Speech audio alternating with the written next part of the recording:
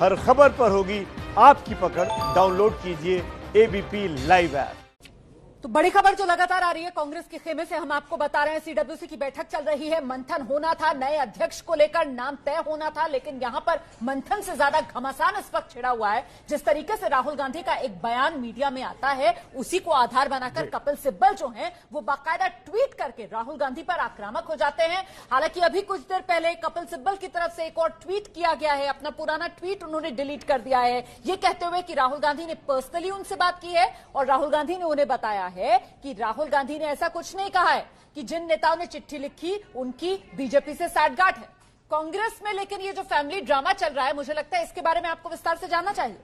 देखिए, कांग्रेस में एक तरह से पूरा फैमिली ड्रामा चल रहा है रोमाना, और जिस तरह से अभी तक की जो स्थिति हुई है सीडब्ल्यूसी की बैठक में, जो कुछ कहा गया पहले सोनिया गांधी की तरफ से, उसके बाद राहुल गांधी ने अपनी तरफ से जो कुछ कहा, सिब्बल एक ट्वीट करते हैं, सवाल उठाते हैं, कोलिडिंग की बात करते हैं, बीजेपी के साथ साजिश की बात सामने आती है, उसके बाद गुलाम नबी आजाद का भी एक पक्ष निकलकर बाहर आता है कि वो भी नाराज हुए, लेकिन फिर सिब्बल अपने ट्विटर प्रोफाइल से, अपने बायो से कांग्रेस शब्द को हटा देते हैं और उसके बाद ये घमासान और बढ़ जाता है। और फिर रणदीप सिंह सुरजेवाला एक ट्वीट करते हैं, उसके बाद सिब्बल एक दूसरा ट्वीट करते हैं और कहते हैं कि राहुल गांधी की तरफ से उनको निजी तौर पर इस बारे में जानकारी दी गई है कि राहुल गांधी ने ऐसी कोई बात सीडब्ल्यूसी की मीटिंग में नहीं कही है और मैं अपना ट्वीट डिलीट कर रहा हूं। तो पैचअप की ये पहल जो सिब्बल की तरफ से की गई है, लेकिन जो प्रोफाइल है कपिल सिब्बल का, उसमें अभी तक कांग्रेस उन्होंने नहीं ऐड किया है। जो कुछ देर पहले उन्होंने डिलीट कर दिया था, कांग्रेस पार्टी डिलीट किया था अपने प्रोफाइल से कपिल सिब्बल ने, उसे उन्होंने अभी ऐड नहीं किया अपने प्रोफाइल में। हाँ, ट्वीट अपना कपिल सिब्बल ने जरूर वापस ले लिया है,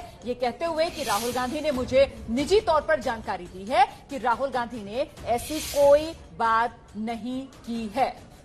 हम सीधे आपको लिए चलते हैं, हमारे साथ हमारे सहयोगी आशीष कुमार सिंह इस समय मौजूद हैं और अपडेट्स के साथ जरा जानते हैं आशीष कुमार सिंह से कि अब किस तरीके से सीडब्ल्यूसी के भीतर चीजें आगे बढ़ रही हैं, जब ये खटास, ये घमासान खुलकर सामने आ गई। कपिल सिब्बल ने सीधे निशाना राहुल गांधी पर साधा, हालांकि बाद में अपना वो ट्वीट डिलीट भी कर दिया, कहते हुए कि राहुल गांधी ने तो खुद निजी तौर पर मुझे जानकारी दी कि उन्होंने ऐसा कुछ नहीं कहा।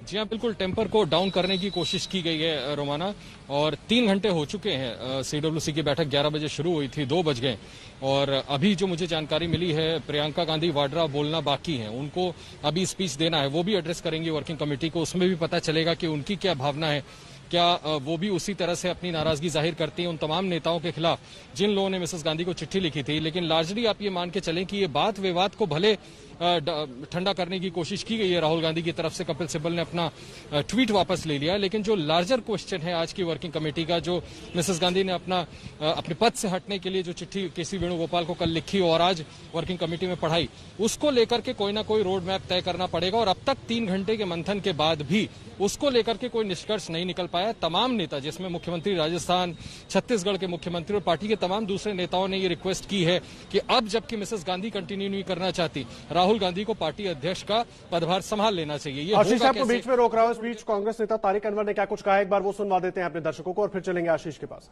इस बार तो ये जो क्वालिटी है, आज वैसे ही एग्रेसिव लीडरशिप की जरूरत है कांग्रेस को। इसके अलावा सर, सोनिया गांधी की उन्होंने ये भी कहा कि उन्होंने एक नोट भेजा है केसी वेणुगोपाल जी को और वो उसको रीड आउट भी करेंगे। साथ ही साथ राहुल गांधी जी ने जो ये टाइमिंग है लेटर की, उसको भी पॉइंट आउट किया और बाय पार्टिकुलेशन।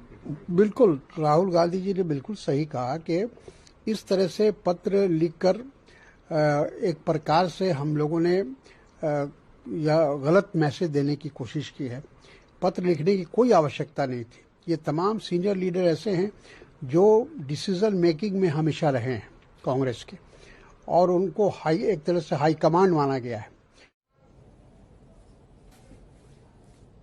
देखिए, आशीष कुमार सिंह हमारे साथ लगातार बने हुए हैं, हमारे सहयोगी जनेंद्र भी हमारे साथ मौजूद है और वरिष्ठ पत्रकार रशीद कुद्वई साहब भी इस वक्त हमारे साथ मौजूद है। रशीद साहब, किस तरीके से देख रहे हैं अब आप चीजों को आगे बढ़ते हुए?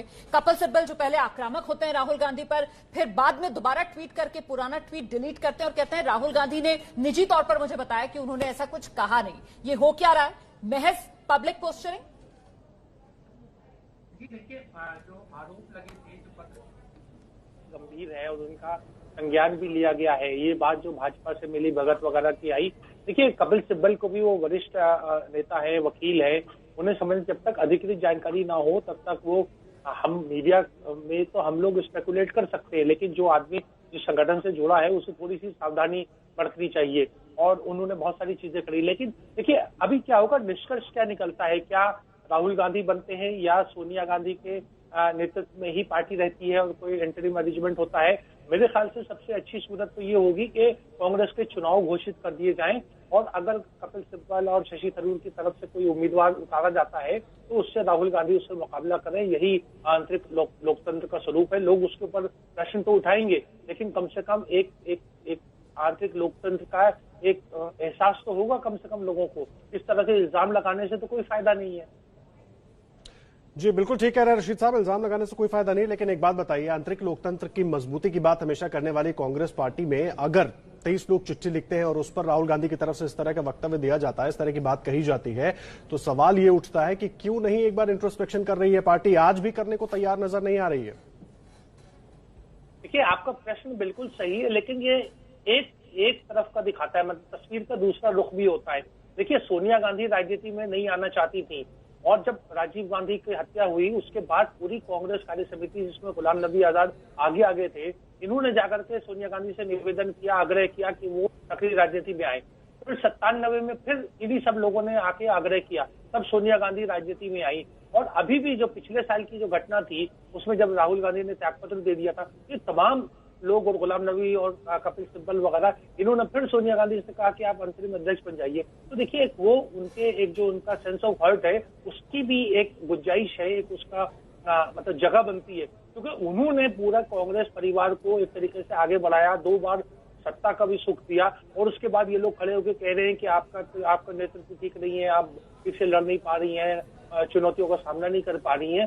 मुझे लगता है कि ये दोनों चीजें अगर आप देखेंगे तो आपको और एबीपी के सुनने वालों को एक बेहतर तस्वीर नजर आएगी।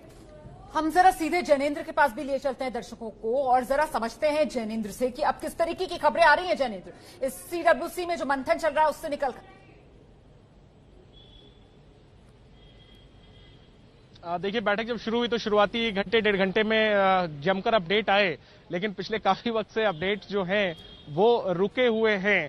जाहिर सी बात है चर्चा जो है वो चल रही है और बीच में एक बड़ा बयान जो राहुल गांधी का आ गया जिस पर कि आहत हुए कपिल सिब्बल और खुल करके आधे घंटे के लिए नाराजगी जताई, हालांकि फिर बाद में उन्होंने अपना वापस ले लिया। सवाल यह है कि चलिए ठीक है, राहुल गांधी ने बीजेपी वाली बात कही थी या नहीं कही थी, ये cross check Congress working committee की बैठक जब खत्म होगी कई लोग कर देंगे। अभी तक तो हिंट यही है कि हाँ राहुल गांधी ने इस तरह की बात कही थी, लेकिन राहुल गांधी ने कन्वे कर दिया पर्सनली कपिल सिब्बल को, कपिल सिब्बल मान गए।